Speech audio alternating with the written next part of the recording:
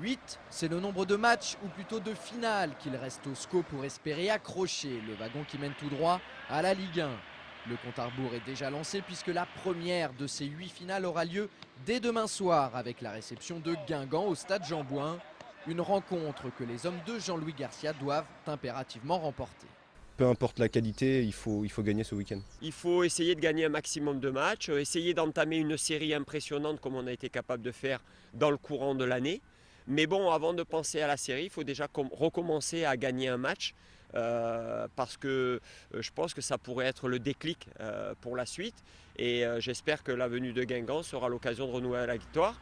Et pour cause, les scoïstes courent après un succès depuis maintenant plus de 2 semaines. Leurs 3 dernières sorties se sont soldées par autant de défaites.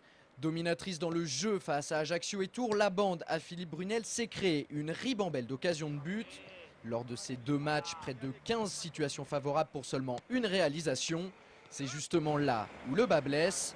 Face à un Guingamp, la clé du match, ce sera de faire preuve de beaucoup plus de réalisme. Ça, c'est l'évidence. Il faut qu'on trouve en efficacité, même revenir à beaucoup plus de pragmatisme, de réalisme. Il faut continuer à travailler sur cette capacité à tuer les matchs lorsque l'on a la domination. Maintenant, c'est vrai qu'on joue bien, mais il faut qu'on soit peut-être plus tueur dans les deux surfaces. En même temps, la venue de Guingamp, ce n'est pas forcément la meilleure chose qui pouvait arriver aux Angevins dans l'optique de retrouver l'efficacité, notamment devant le but adverse, qui leur fait défaut en ce moment. Parmi les 20 formations engagées en Ligue 2 cette saison, les costarmoricains affichent à ce jour le meilleur bilan défensif avec seulement 26 buts encaissés. Mais ce que redoute le plus Jean-Louis Garcia, c'est le potentiel offensif de l'équipe entraînée par Victor Zvinka.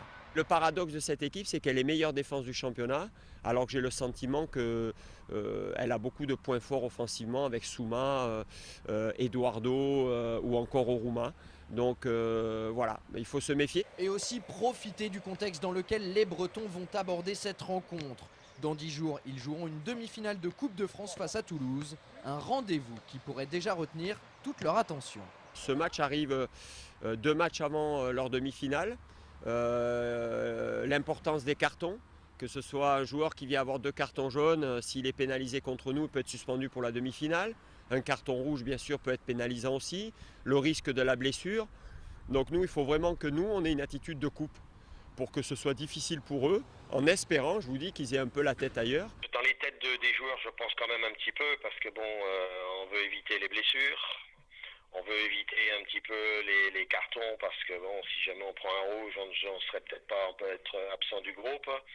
Donc on y pense un peu à